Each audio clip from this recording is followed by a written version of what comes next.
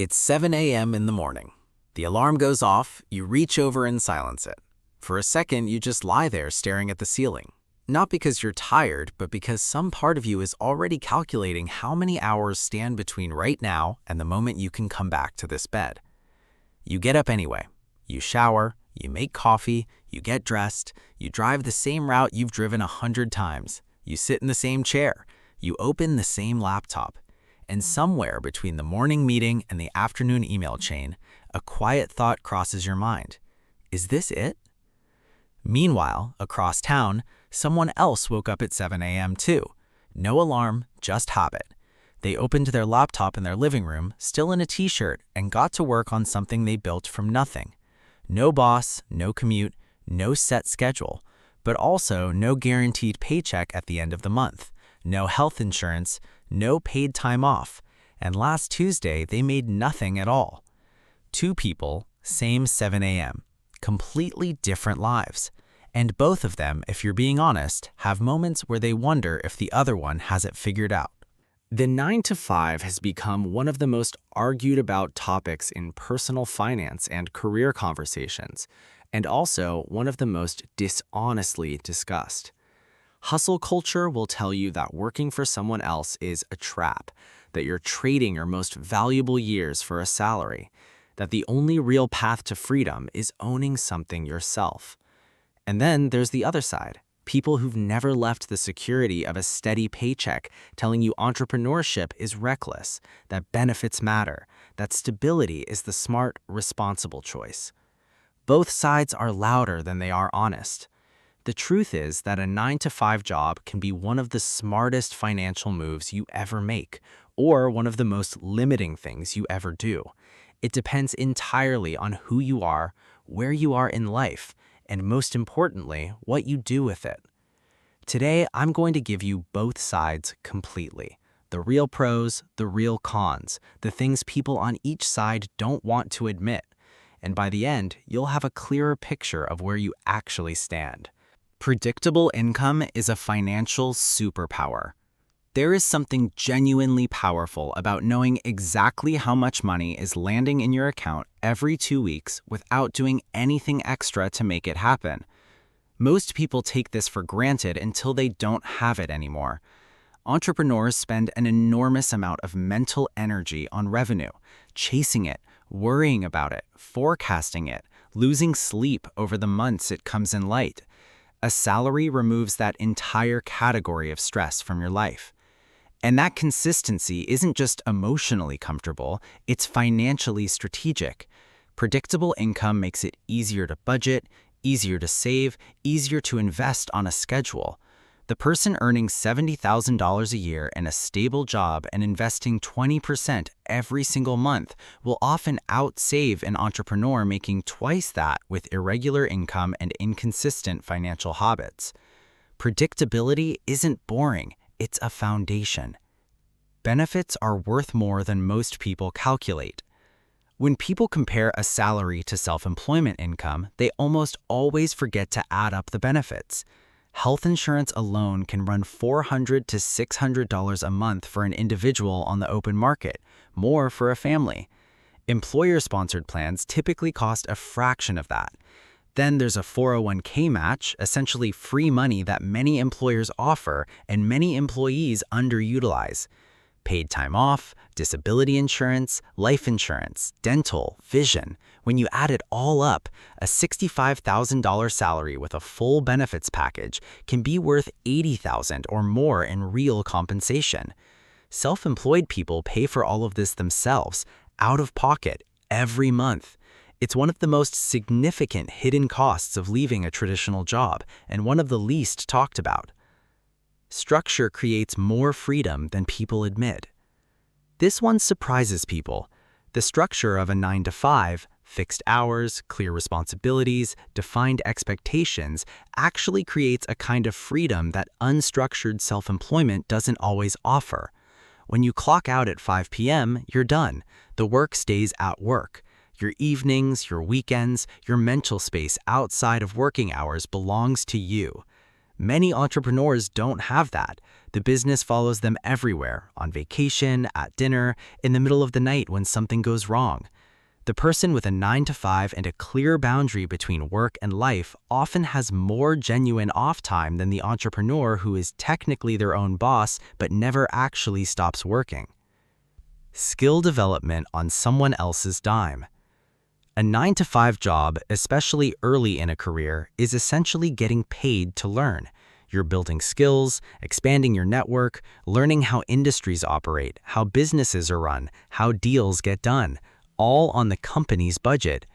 Many of the most successful entrepreneurs spent years in traditional employment first, learning the business, building contacts, developing expertise before using all of it to build something of their own. The 9 to 5 was the education, the business was the application. Used deliberately, a job isn't a trap, it's a launch pad. Lower cognitive load. Running a business requires you to make hundreds of decisions constantly about products, clients, pricing, marketing, operations, hiring, finances. Decision fatigue is real and it compounds over time. A well-defined job role narrows your decision-making to a specific domain. You show up, you do your work, and most of the operational complexity of the business is someone else's problem. That cognitive space you're not spending on business decisions can go toward other areas of your life: relationships, health, creative pursuits, side projects. For some people at some stages of life, that trade-off is genuinely worth it. Con 1: income ceiling. This is the one that keeps people up at night, and it's legitimate. In a traditional job, your income is largely determined by your title, your industry, and your employer's budget. You can negotiate, you can get promoted, but there is a ceiling, and in most roles, it's lower than people would like. A 3% annual raise barely keeps pace with inflation. A promotion might take 3 years and add $8,000 to your salary. There is no version of a 9 to 5 where you have a great month and suddenly make $30,000 more. The upside is capped. For people with high earning potential, ambition, or specific financial goals, that ceiling can become genuinely frustrating over time. Con 2: you're building someone else's wealth. This is the argument hustle culture makes loudest, and it's not entirely wrong. Every hour you work, every problem you solve, every client you bring in, every idea you execute, the primary financial beneficiary is the company, not you. You receive a salary. They receive the compounding value of your output over time. This isn't inherently unfair. You agreed to the arrangement, and the stability and benefits have real value, but it's worth being clear-eyed about it. Your labor is an asset. In a job, you're renting that asset to someone else at a fixed price. Sometimes that's the right move, but it's a choice, not a default. Con 3: limited control over your time. A salary buys your time. That's the transaction. And while structure has its benefits, the reality is that someone else determines when you work, where you work, how much of your time they need, and under what conditions.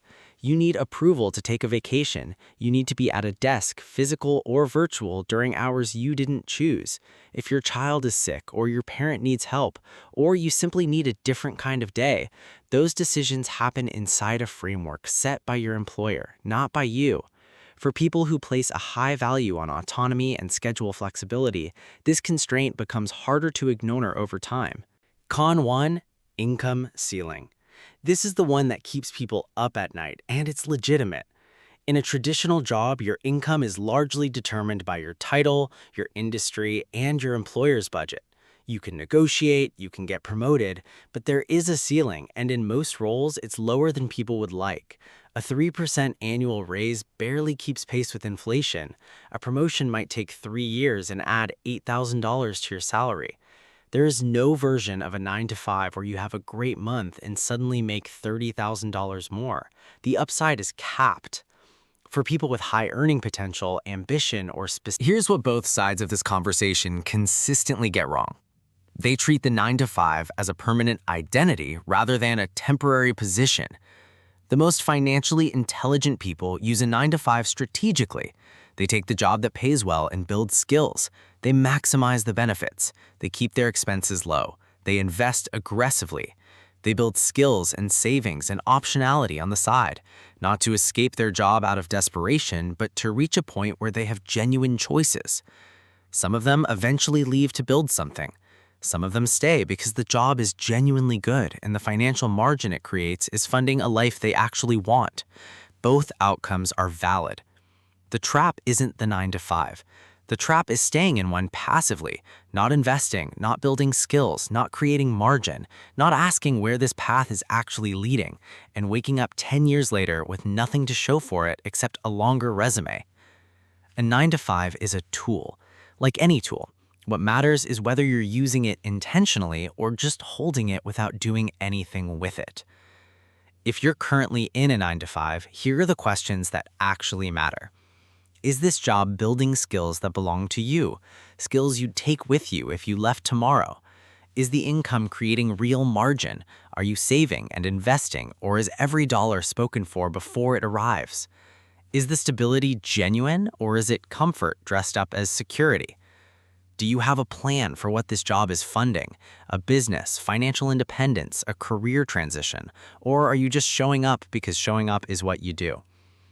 If you're thinking about leaving a 9 to 5, the questions are just as important. Do you have real financial runway? Enough saved to absorb the irregular income of early self-employment without panic? Do you have skills the market will actually pay for, or are you betting on figuring it out as you go? Are you leaving toward a clear vision or leaving away from a bad situation? Because running toward a clear vision and running away from a bad situation can look identical from the outside, but they produce very different outcomes. Here's what both sides of this conversation consistently get wrong. They treat the 9 to 5 as a permanent identity rather than a temporary position. The most financially intelligent people use a 9 to 5 strategically. They take the job that pays well and build skills. They maximize the benefits. They keep their expenses low. They invest aggressively. They build skills and savings and optionality on the side, not to escape their job out of desperation, but to reach a point where they have genuine choices. Some of them eventually leave to build something. Some of them stay because the job is genuinely good and the financial